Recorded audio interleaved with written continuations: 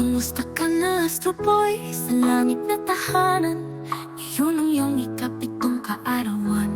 Miss ka na ni Daddy Henry at Mommy Ellen. Sana'y dumalaw ka sa kanilang panaginip. Walang araw na di ka naiisip, simula nang ika'y mawala. Ang kanilang mga puso'y hindi nabuo.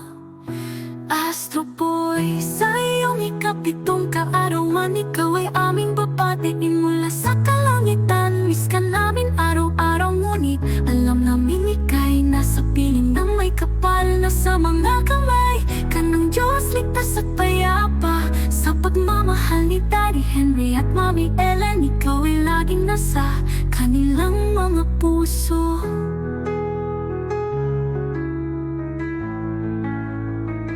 Ang iyong tawanan, parang musika sa aming pandinig. Isang batang puno ng ligaya sa bawat awit at halakhak.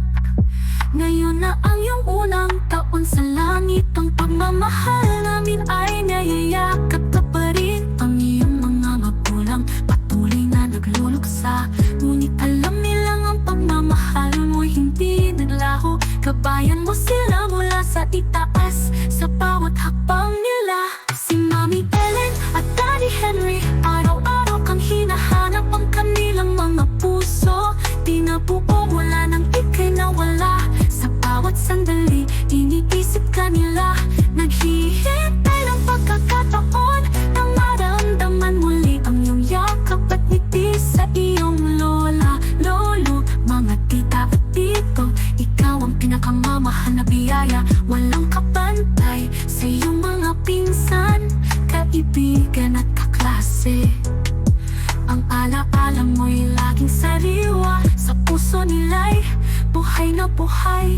Astro Boy, sa iyong ikapitong kaarawan, ikaw ay aming babatiin mula sa kalangitan. Miss ka namin araw-araw, ngunit alam namin ika'y nasa piling ng may kapal na sa mga kamay ka ng Diyos, ligtas at payapa. Sa pagmamahal ni Daddy Henry at Mommy Ellen, ikaw ay laging nasa kanilang mga puso. Kahit wala ka na sa amin, hindi ka kailanman maglalaho. Sa aming mga puso, ika'y mananatili, o aming mahal na Astro Boy.